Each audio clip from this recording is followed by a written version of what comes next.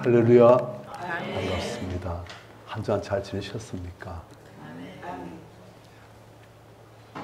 오늘 성경 말씀은 열왕기하 9장입니다.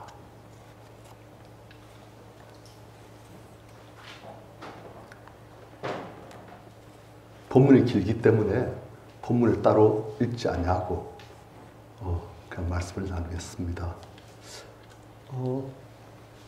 인생을 보는 관점이 많았겠지요. 그런데 대부분 이제 안 믿는 하나님을 모르는 사람들은 인생을 그냥 우연히 생겨나서 그냥 이 땅에서 생명을 유지하면서 살다가 그리고 사라지면 끝. 그래서 쉽게 말하면 마치 구름이 하늘에서 없다가 생겨지고, 그래서 그 구름이 또 형태를 바꾸다가 또 사라지고, 그런 식으로 생명이라는 것은, 삶이라는 것은 마치 한 편의 구름이 일어나는 것과 같고, 죽는다는 것은 그 구름이 있다가 형태가 없어진 것과 같다. 그렇게 보는 관점도 있어요.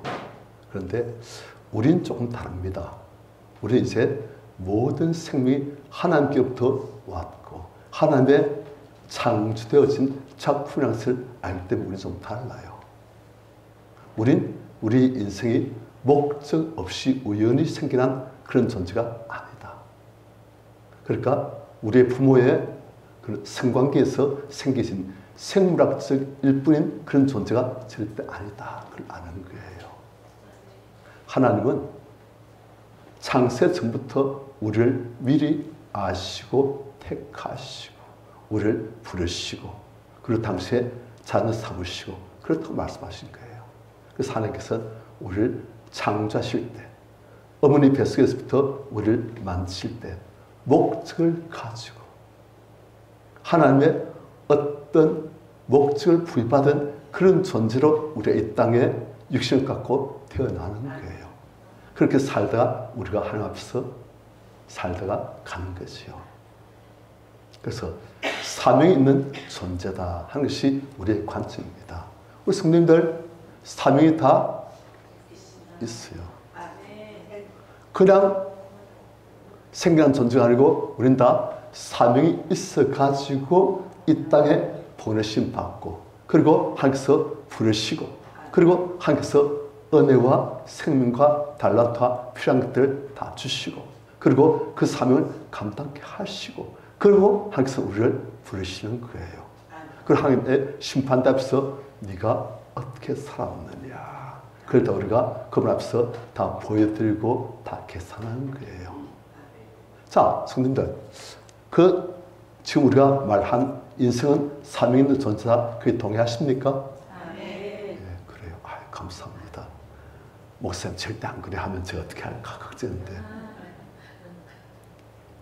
한 개인도 그러고 교회도 그럽니다. 우리 교회도 우리 교회의 사명이 있는 거예요. 국가는 사명이 있을까요, 없을까요? 있어요. 대한민국은 사명이 있을까요, 없을까요? 있어요. 대한민국 역사는 하나님께서 제가 볼 때는 마지막 때 쓰시기 위해서 하나님께서 그동안 참 많은 수고를 하시고 다듬어 오신 그런 나라 같아요. 대한민국은 독특해요. 한국 사람들 평균 IQ가 지구상에 있는 나라들 중에서 가장 높다는 것이 대부분의 IQ 테스트에서 그렇게 결론으로 나옵니다. IQ 테스트를 많이 해요. 유럽에서도 하고, 남미에서도 하고, 아프리카에서도 하고, 북미에서도 하고, 아시아에서도 하고, 많은 나라를 해보는데 대부분 IQ 테스트의 3분의 2 정도의 결과가 한국 사람들 IQ가 지구상에서 모든 나라들 중에서 가장 높다 하는 것이 대부분의 결론입니다. 평균 106. 우린 106 하면 그것도 IQ야? 그러잖아요. 그게 IQ랍니다. 그게 꽤 높은 거예요. 물론 이제 많은 경우 싱가포르나 홍콩 같은 데가 더 높아요. 107 정도로. 그런데 그게는 조그만 도시국가이고 큰 국가 중에서는 한국이 제일 높은 축에 속합니다. 항상. 그 다음에 이제 일본, 그리고 중국, 대만 그런 식이에요. 아시아권 국가 꽤 높아요. 하여튼 한국은 IQ가 꽤 높고 또 한국에서는 이 한국을 2차 대전 후에 후진국에서부터 선진국으로 만드신 유일한 나라예요. 6.25 전쟁 때 이 한국이 완전히 공산화되었을 때인데 하나님의 희한한 역사로 소련이 거부권을 행사하지 않고 영국이 참전해서 이 한국을 지킨 거예요. 또 이 한국은 요즘 보면 이제 갑자기 온 세계 한국, 코리아 하면은 문화의 나라, 대중문화가 주르지만 그런 식으로 지금 전파되어지고 있고 또 한국에 와본 사람들이 한국, 꽤 선진국간에 시민의식 굉장히 높은데 대단한데 깨끗한데 그런 식으로 지금 보는 거예요. 하나님께서는 한국을 뜻이 있어서 지금까지 붙들어 오셨고 마지막 때 지금 온 세계에 들어 올려 계시고 그리고 마지막 때 온 세계를 살린 나라로 만드시려는 같아요.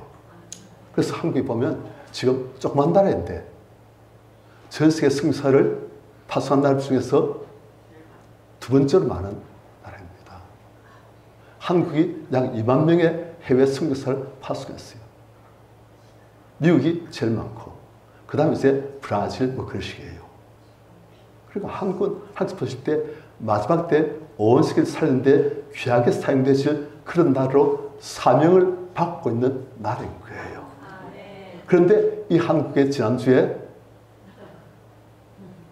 계엄이 선포되어지고 사람들이 혼비백산하고 탄핵하니 안 하니 표결하고 지금 정부 앞으로 어떻게 될지 이로 인한 국제적인 한국의 위상 하락되어지고 지금 우리도 이제 정국이 어떻게 되어질지 그냥 초미의 관심사로 지금 보고 있는 거예요.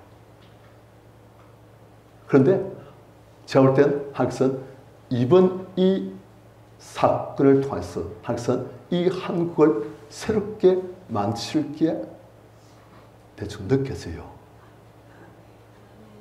이 대한민국을 새롭게 쇄신할 수 있는 정화하고 쇄신할 수 있고 새로운 출발할 수 있는 그런 나라로 만드시겠구나 하는 게 지금 대충 느끼시는 거예요.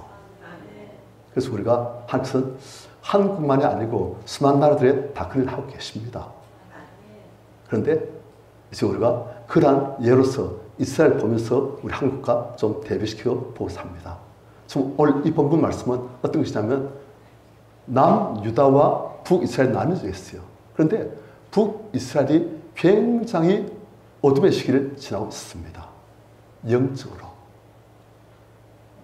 그래서 북이스라엘이 여호와 하나님을 섬기던 신앙으로부터 변질되어져서 바알이라는 아주 더러운 우상을 섬기는 그런 나라로 변질되어지는 거예요. 그래서 하나님께서는 하나님의 사람 엘리야를 보내시고 또 엘리야가 사역을 감당을 한다면 엘리사와 바톤 타치를 해가지고 엘리사가 또 사역을 감당하고 그러면서 이 하나님께서 세우신 이스라엘이 변질되지 않고 다시금 여호와 신앙으로 돌아오도록 역사하고 계셨던 거예요.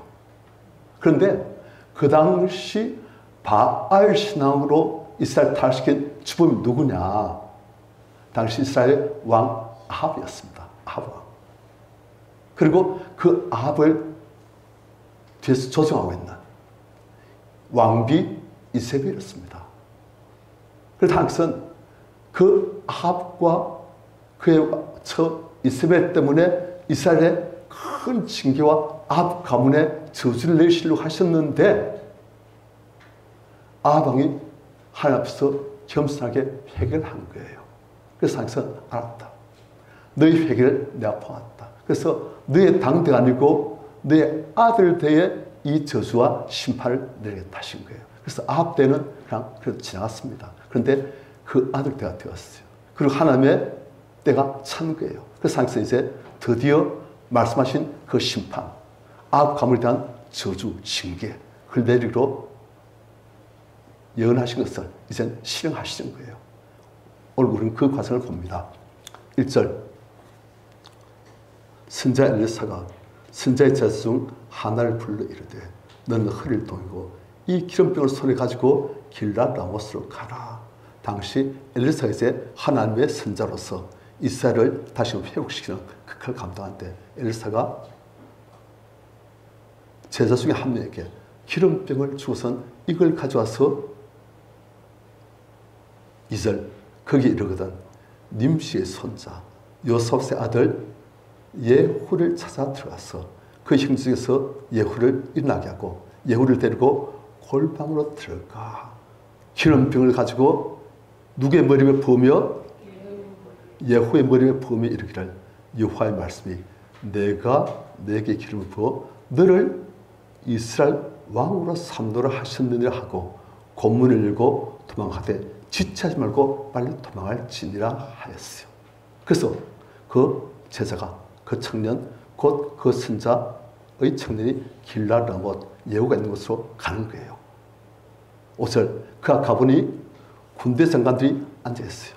그래서 손이 이르되 장관이여 내가 당신에게 할 말이 있나이다. 장관들의 땅인데 예후가 이르기를 우리 모든 삶 중에 누구에게 하느냐 하니 이르되 장관이여 당신에게니이다 하는지라. 그러니까 예후가 일어나서 집으로 들어가니 청년이 그의 머리에 기름을 부으며 그에게 이르되 이스라엘 하는 여호와의 말씀이 내가 너의 기름을 부어 여호와의 백성 곧 이스라엘 왕으로 삼노라. 예후가 따라 들어가니까 자기 머리에 기름 붓고서는 자기를 왕으로 삼나니까 예후가 너무 놀라기도 하고 너무 또 좋았겠지요. 그러니까 그 다음 그 청년이 계속 하는 말씀을 전하는 거예요. 7절 너는 너의 주인 지금까지 너의 주인이었던 아합의 집을 치라. 지금은 아합은 죽었어요. 아합의 아들 요람이 왕으로 있는데 항상 아합 당대는 아합이 회개했기 때문에 장을 내리지 않으시고 아합 아들 때 장을 내린다고 하셨는데 이제 그게 이루어지는 거예요. 너는 너의 주인이었던 아합의 집 그 가문을 다 치라. 내가 나의 종 그 선자들의 피와 여호와의 종들의 피를 이세벨 아합의 안에 있던 아주 악한 여인이에요. 이 여인이 아합을 조종해가지고 여호와 신앙에부터 바알신앙으로 이스라엘을 타락시킨 그런 장본이에요. 그래서 그 종들의 피를 이세벨 그 여인에게 갚아주리라. 8절 아합의 온 집안이 다 멸망할 것이다. 이스라엘 중에 매인자나 노인자나 아합에게 속한 모든 남자는 내가 다 하나님께서 다 멸절시켜버린다. 아합의 집을 느바스의 아들 여로보암의 집과 같이 멸절시킬 것이며 또 아이의 아들 바에사의 집과 같이 완전히 멸절시켜버릴 것이다. 그렇게 지금 예후에게 기름 부으면서 하나님 말씀을 전하는 거예요. 그래서 예후의 사명이 무엇이다? 아합 심판하는 게 예후 사명이라는 거예요. 그래서 예후에게 기름을 지금 붓는 거예요. 그 다음 하나님께서 주신 또 예언의 말씀이 계속되는 거예요. 10절 이스라엘 지방에서 이스라엘은 이스라엘과 다릅니다. 이스라엘은 나라의 이름이고 이스라엘은 그 나라의 한 지방 이름이에요. 이스라엘 지방에서 개들이 이세벨을 먹으리니. 이세벨이 아까 누구를 했습니까? 아합의 저 왕비였어요. 지금 왕의 엄마예요. 그러니까 권세 있는 하지만 바알 신앙을 완전히 이스라엘로 끌어들여가지고 이스라엘 타락시킨 그 장본인. 그 장본인은 어떻게 죽는다? 개들이 이세벨을 먹게 되어진다. 하나님의 저주예요. 죄를 많이 지어가지고. 그래서 이세벨이 죽어도 장을 살 사람이 없으려 하셨느니라. 하나님 말씀을 다 주고선 곧 문을 열고 도망하니라. 왜요? 이건 어마어마한 예언이거든요. 이건 누가 알고 이 선자를 죽이려 하면 그냥 죽는 거예요. 왜냐하면 권력에 대해서는 사람들이 악의 다툼을 합니다. 권력 잡으려고. 그런데 지금 이건 권력이 하나님의 말씀에서 지금 왕 요람으로부터 예후에게로 넘어가야 되시는 그런 선포잖아요. 어마어마한 지금 이런 거예요. 그러니까 이 예언은 받는 사람은 또 좋겠지만 이 예언에 대해서 그 받은 사람은 이 선자를 죽여버린 거예요. 그러니까 빨리 도망쳐라. 그래가지고 이 사람이 문을 열고 도망하니라. 11절 여호가 방에서 나왔어요. 그 주인의 신복들에게 이르니 그리고 같이 있던 사람들에게 오니까 한 사람 그에게 묻되 평안하냐.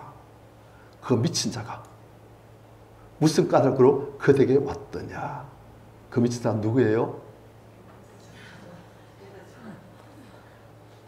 오늘날 보면 목사를 보고 그럴 수 있어요. 아멘 사람 볼 때는 하나님께 무슨 말씀 받았다 하면 좀 그래 본 사람도 있고 이래 본 사람도 있잖아요. 그래서 그 미친 자가 무슨 까닭으로 그대에게 왔더냐. 대답하되 예후가 대답하기를 그대들이 그 사람과 그 선자와 그가 말한 것을 알리라. 이 사람들 지금 몰라서 묻고 있는데 궁금해가지고 너희들이 다 알 것이다 하는 거예요. 그러니까 무리가 이르되 12절 당치 아니한 말이라 청하건대 그들은 우리에게 이르라 알려달라 하니까 여호가 대답하되 그가 이리 내게 말하이르기를 여호와의 말씀이 내가 너에게 기름을 부어 너를 이스라엘 왕으로 삼다 하셨다 하더라고 말한지라.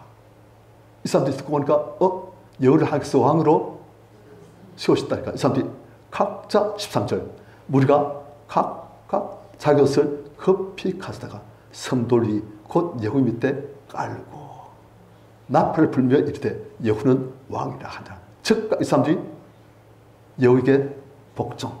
당시 왕입니다. 지금까지는 누가 왕이었어요? 요람. 여러분들 어린애들 타는 그 요람에서 무드까지 그 요람이에요. 그 요람이 지금까지 왕인데 하나님이 여호를 왕으로 기름 부으셨다니까 즉 이 사람들이 여호에게 복종. 여기서 처신 잘해야 되는 거예요. 여기서 처신 잘못하면 죽는 거예요. 권력은 비상 무시무시합니다. 권력 싸움 치열해요. 그러니까 여기서 여호는 이미 자기가 왕으로 택함 받다, 기름 부어졌다 하니까 금파드린 거예요. 그런데 누가 하고 딴지를 걸면 여호가 어떻게 했습니까? 그런 거예요. 그래서 이 사람들이 즉각 딱 상파고선 여호를 왕으로 당시 왕입니다 하고선 무릎 딱 꿇고 여호를 왕으로 취한 거예요. 그러니까 14절 이에 님시의 손자 요사스의 아들 예후가 요람 왕을 배반하였으니 곧 요람 왕은 온 이스라엘 더불어 아람 왕 하살과 맞서 길랏 왕수를 지키다가 그러니까 당시 이스라엘 왕 요람은 아람이란 나라와 전쟁 중이었어요. 그런데 15절 아람 왕 하살과 더불어 싸울 때 요람 왕이 아람 사람에게 부상당한 것을 치료하려 하여 이스라엘로 돌아왔던 때라. 여호와가 이르되 내 뜻에 합당하거든 한 사람이라도 이 성에서 도망하여 이스라엘 아람에게 알려가지 못하게 하라. 이게 아람 왕이 요람 왕에게 들어가면 어떻게 됐습니까? 반역이 돼가지고 이제는 여호를 치러 오는 거예요. 그러니까 여호는 절대 이 사실이 요람 왕에게 못 들어가게끔 다 막아라. 이건 절대 비밀해야 된다. 그래서 우리가 급습해가지고 요람을 쳐야 된다. 그렇게 되는 거예요. 지금 여러분들 흥미진진하지요? KBS 사극이에요. 지금 선전 탈렸습니다.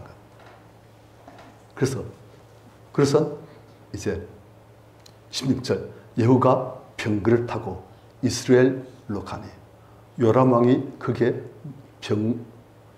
그가 상처를 입어가지고 그게 누워 있었습니다. 그리고 그 자리에 유다의 왕 아시아도 요람을 보러 거기로 내려왔더라. 그러니까 그게 이스라엘 왕, 유다 왕 다 있는 거예요. 그 자리에 지금 예후가 병거 전차를 타고 지금 말이 몰게 하고선 전차를 타고 지금 가는 거예요. 뭐하러? 죽이러. 아무도 모르게. 아무도 이 사실을 모르게 해놓고 지금 죽이러 가는 거예요. 그런데 17절 이스라엘 망대에 파수꾼 하나가 서 있더니 예후의 무리가 온 것을 보고 이르되 내가 한 무리를 보나이다 하니 요람이 이르되 한 사람을 말에 태워 보내어 맞이하여 평안하냐 묻게 하라 하는지라. 그러니까 한 무리 온다니까 지금 보니까 완전 무장해가지고 칼 들고 말 타고 병거 타고 그리고 번쩍번쩍 이렇게 막 칼 들고 오니까 요람왕한테 말한 거예요. 요람왕이 그래? 무엇하러 온 건지 평안하냐? 좋은 데서 온 것이냐 아니면 싸운 것이냐? 그걸 알아봐라 하고 지금 말한 거예요. 그러니까 18절 한 사람이 말 타와서 예후를 만나 이르되 왕의 말씀이 평안하냐 하시더이다 하며 예후가 이르되 평안이 내게 상관이 있느냐?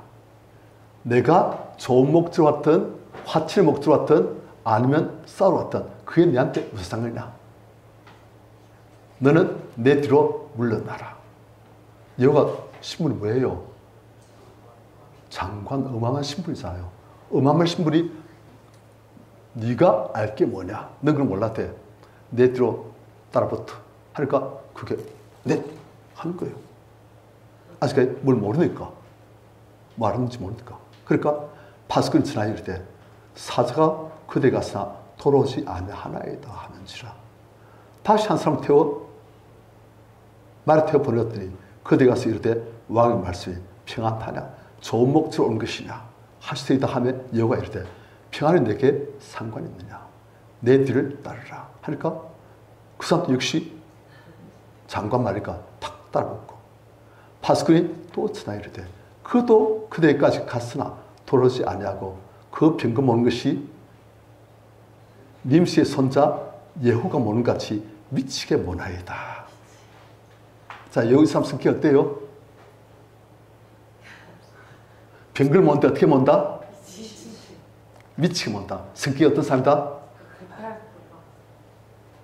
아주 성격이 확하고 강하고 공격적이고 다른 사람 볼 때 미친다.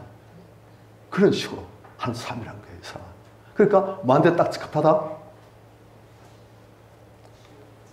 심판한테 하나님의 심판의 용도에 딱 적합한 사람이란 거예요.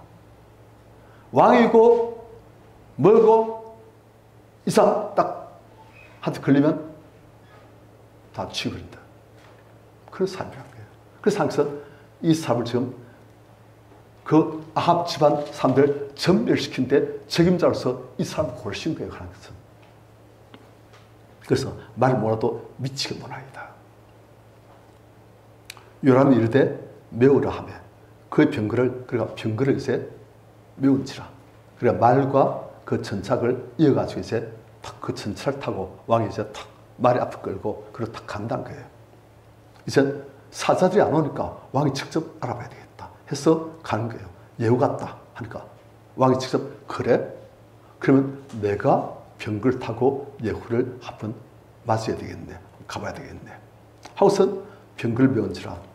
이스라엘 왕 요람과 유다 왕 아샤가 각각 그의 병거를 타와서 예후를 맞을세. 이스라엘 사람 나봇의 토지에서 만나매. 지금 그러니까 예후와 그 뒤에 군대 그리고 이스라엘 왕 요람과 그리고 유다 왕 아샤가 각각 병거를 타고 지금 이렇게 만났는데 그 장소가 나봇의 포돈. 나봇의 포돈이 유사 깊은 데예요. 이 나봇의 포돈은 요람 왕의 아버지 아합이 이 포돈이 너무 좋으니까 그걸 잘 갖고 싶은데 못 가진 거예요. 나봇이 왕에게라도 우리 조상부터 물려온 하나님께서 하신 이것을 우리가 팔 수가 없습니다. 그러니까 아합이 그냥 왕인데 이렇게 갖고 싶은데 못 가지니까 안 됐으니까 그 옆에 이세벨이 왕이여 무슨 일로 그리 하나일까?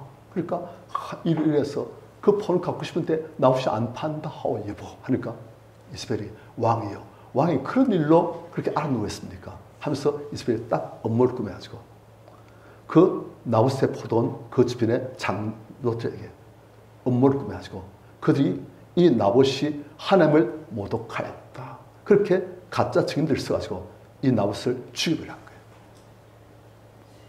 그래가지고 나봇을 죽여가지고 가짜 증인으로 나봇을 죽여가지고 그 포도원을 왕이 빼앗아버렸어요. 하나님께서 그걸 보고 악하고 악한 놈 아합을 하나님께서 내가 너를 심판을 하시니까 아합이 회개하고 회개해가지고 자기들의 심판을 면한 거예요. 그런데 이제 그 아들 대 심판하리라 하셨는데 그 장소가 지금 어디? 바로 이 나봇의 포도원에 이제 아합의 아들 요람이 예후 심판자 예후를 지금 만나게 되는 거예요. 하나님께서는 그런 식으로 지금 딱 세팅을 다 하고 그리고 그대 발걸음 인도하시고 그대 마음 지성하시고 하나님의 예언이 성취되게끔 지금 만들어 계신 거예요. 그러니까 22절 요람 왕이 예후를 보고 이르되 예후야 평안하냐 하니까 대답하되 네 어머니 이스벨의 음행과 나쁜 술수가 이렇게 많으니 어찌 평안이 있으랴. 지금 신하가 왕한테 어떻게 말합니까? 네 모친 이스벨 음행 악행 음모 그렇게 많은데 어찌 나한테 평안한 마음으로 왔겠는가. 내 아내한테 평안한 마음으로 온 게 아니고 너를 심판하러 왔다. 지금 그 말이에요. 그러니까 왕이 딱 들으니까 이게 지금 신하가 할 말이 아니고 쿠데타인 거예요. 쿠데타. 그러니까 왕이 23절 요람이 그 손을 들켜 도망가며 옆에 있는 유다왕 아시아에 이르되 아시아여 반역이로다 쿠데타로다 하니까 예후가 힘을 다하여 활을 당겨 요람왕의 두 팔 사이를 쏘니 화살이 그의 염통을 꿰뚫고 넣으매 미친 듯한 성격의 예후가 활도 잘 쏴가지고 염통을 꿰뚫고 넣게 그렇게 활 쏴버린 거예요. 그러니까 왕이 즉각 즉사 그 앞 병관대에 엎드렸은지라 여호가 그의 장관 빛가르게 이르되 그 시체를 갖다가 이스라엘 사람 나봇의 포도원 그 밭에 던지라. 너도 기억하리니와 이스라엘 너와 내가 함께 타고 그의 아버지 아합 왕을 쫓았을 때 여호와께서 이같이 그 일을 예언하셨느니라. 여호와께서 말씀하시기를 내가 어제 나봇의 피와 그의 아들들의 피를 분명히 보았노라. 억울한 그 피. 여호와께서 말씀하시기를 아합에게 이 토지에서 내게 갚으라 하셨으니 하나님께서 그렇게 말씀하셨다는 거예요. 그래서 여호도 보니까 딱 그렇게 딱 돼버린 거예요. 그래서 여호도 놀란 것이죠. 하나님께서 하신 말씀이 딱 그대로 되구나. 딱 있어서 그대로 딱 되구나. 그래가지고 하나님 말씀이 그대로 이루어지도록 그 시체를 이 나봇의 그 밭에 던지라. 여호와의 말씀대로 그 시체를 가져다가 이 밭에 던질지다. 그는 지금 하나님의 예언, 심판의 예언을 지금 다 성취하시는 하나님 심판의 도구로 지금 쓰이는 거예요. 그래서 내가 그걸 하겠다. 그래 한 거예요. 그 다음 27절 유다의 왕 아시아가 이를 보고 정원의 정작길로 도망하니 여호와가 그들을 쫓아가며 이르되 그도 병 가운데서 죽이라 하며 이블람 가까운 쿠르비트에서 치니 그가 머깃도까지 도망하여 거기서 유다왕도 죽은지라. 유다왕의 신복들이 그를 병거에 싣고 예루살렘에 이르러 다윗에게서 그들의 초성들과 함께 그의 묘실에 장사하니라. 이 죽은 아시아는 아합의 아들 요람의 제11년에 아시아가 유다왕이 되었었더라. 자, 이 소식이 지금 왕궁에 전해졌겠지요. 왕이 죽고 유다왕도 죽고 그러니까 유다왕 죽이려고 말 따랐잖아요. 그러니까 그 소식이 다 전해진 거예요. 누구한테? 이스벨한테. 그런데 이 이스벨이라는 여자 자기 아들이 죽었고 하나님께서 말씀하신 대로 나봇의 포도밭에 그 시체가 던지시고 그것을 지금 듣고선 여자가 이제 아는 거예요. 그런데 이 이스벨이라는 여자가 대단한 여자예요. 아합이란 왕은 이스벨의 손아귀에서 놀았습니다.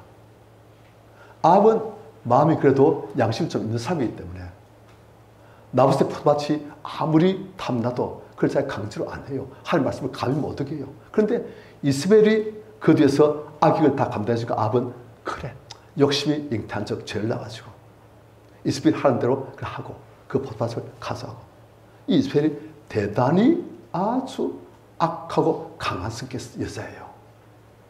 그래서 이스벨이 자기 아들이 죽고 이제 심판이 이르렀다는 말 듣고서 어떻게 하느냐.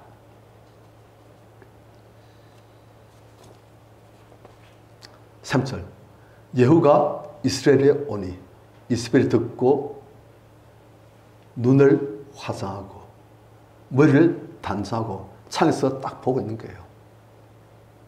누구처럼 숨고 도망치고 안 해요.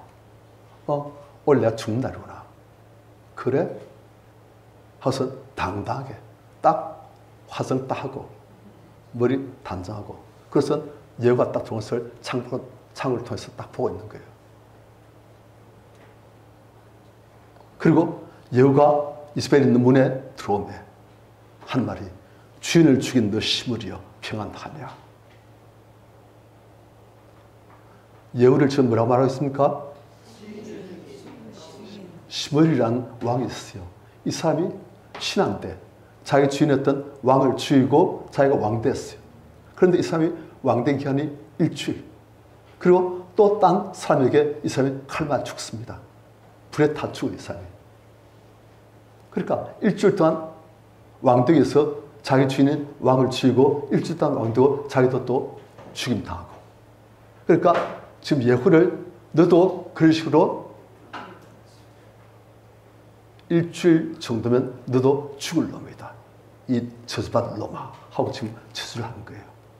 그리고 이 사람 보니까 성격이 대단해요. 주인을 죽인 너 시므리여 평안하냐. 이 사람 성격 알겠지요. 겁나가지고 움츠리고 자기 목숨 살달라고 안 해요. 대단한 여자예요. 아주 강한 여자예요. 아주 악독하고 강하고. 그러니까 영화의 여주인공 조연승도 돼요. 이 사람은. 그러니까 예후가 딱 보니까 아주 기분이 아니 이것이 예후가 얼굴을 들어 창을 향하고 이르되 내 피를 될 자 누구냐 하니 두 내시가 예후를 내다보는지라. 예후가 그 내시에게 그를 내려든지라. 그래 이게 높은 데가 봐요. 2층 3층쯤 되는 하니 내시들이 이스벨을 들고 내려던지매 그 이스벨의 피가 담과 마르게 튀더라. 예후가 나가서 분야 풀려가지고 그 이스벨의 죽은 시체를 밟으니라. 이게 예후 성격이에요. 하여튼 대단해요. 거칠고 무지막지해요. 그리고 예후가 이스벨의 시체를 밟다가 이제 분쩍 풀리니까 예후가 들어가서 먹고 마시고 이럴 때 가서 이스벨 여자를 찾아 장사해라. 그는 그래도 왕의 딸이니라. 원래 이스벨이 공주였거든요. 그러다 이제 압 왕의 왕비가 됐어요. 가서 장사를 한 적 그 이스벨은 머리뼈와 발과 그의 손 외에는 다 찾지도 못한지라. 돌아와서 그것을 전하니 예후가 이르되 이는 여호와께서 그 종 디셉 사람 엘리야를 통하여 말씀하신 바 그대로라. 하나님 이르시기를 이스라엘 토지에서 개들이 이스벨의 살을 먹을지라. 그 시체가 이스라엘 토지에서 거름같이 밭에 있으니 이것이 이스벨이라고 가르쳐 말하지도 못하게 처참하게 되리라 하셨느니라 하였더라.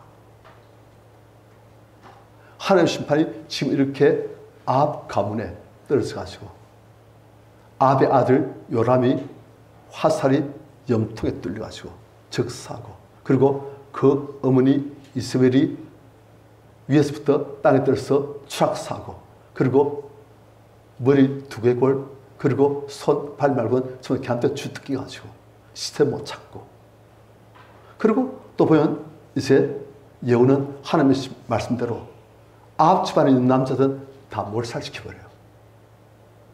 수십 명을 전부 다 몰살시켜버려요. 아합 집안의 남자들은 전부 다. 그리고 또 이젠 바알을 섬기던 제사상 선지자 그리고 바알 섬기는 주동적인 사람들 전부 다 오래놓고 그들 다 몰살시켜버려요. 그런데 하나님께서는 이 예후에게 네가 내 말대로 심판을 잘 했대 가지고 하나님께서는 이 예후와 그의 아들, 손자, 정손자까지 이스라엘 왕으로 내가 삼게 해주겠다. 그렇게 칭찬하고 상 주신 거예요. 왜요? 그는 이스라엘 전체를 다시금 바알신앙으로부터 그리고 바알신앙의 원흉이 됐던 그 아합 가문으로부터 이스라엘 전체를 구출하는 데 하나님께서 쓰신 그런 심판의 도가 잘 되었으니까 하나님께서는 이스라엘 다시금 정화시키고 다시금 바알신앙부터 유화신앙으로 돌아가시고 이스라엘 사람들이 구원받도록 온 세계 하나님 영광을 전할 수 있도록 하기선 그렇게 이스라엘 쇄신하신 거예요. 그런데 이스라엘 그때 이렇게 청소하시고 새롭게 하시고 이스라엘이 새 출발할 수 있도록 만드신 하나님께서 이젠 한국에도 그 일을 하시려는가 하는 게 지금 좀 제가 느끼는 바예요. 한국에도. 그러니까 지금 우리가 지금 있는 이 시간은 역사의 한 페이지가 되는 그런 귀한 시간이에요. 아주 의미심장한. 지금 대한민국은 갈림길에 지금 서 있는 거예요.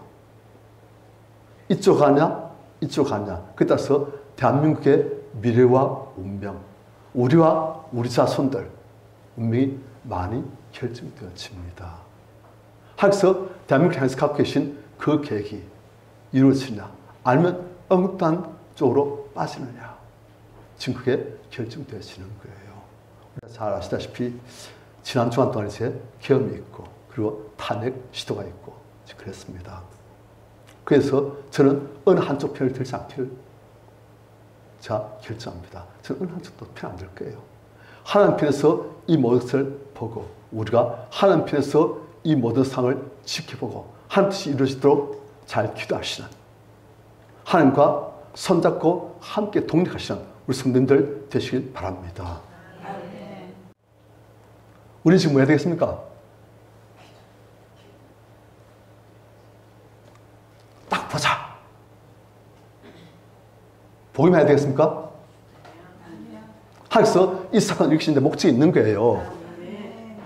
하여서 지금 이 나라를 마치 예후가 하나님의 대리인이 되어가지고 이스라엘에 대한 하나님의 심판을 집행한 그래가지고 이스라엘을 바알 숭배로부터 하나님께 다시 한번 돌이켜 만들고 그리고 바알 숭배의 주범이었던 그런 아합과 그 가문들을 완전히 몰살시키고 그들을 없애버려 암흑을 제거해버리고 그리고 다시 이스라엘 사람들이 함께 돌아서 만드는 그런 하나님의 도가 되었듯이 우리 성도님들은 우리는 아직 모르는 거예요. 어느 쪽이 맞는지 민당 측 말이 맞는지 아니면 윤 대통령 측 말이 맞는지 우리는 지켜보면서 이 일을 통해서 하나님 뜻이 이루어져가지고 이 나라에 정말 암흑 같은 존재들이 살 수 있도록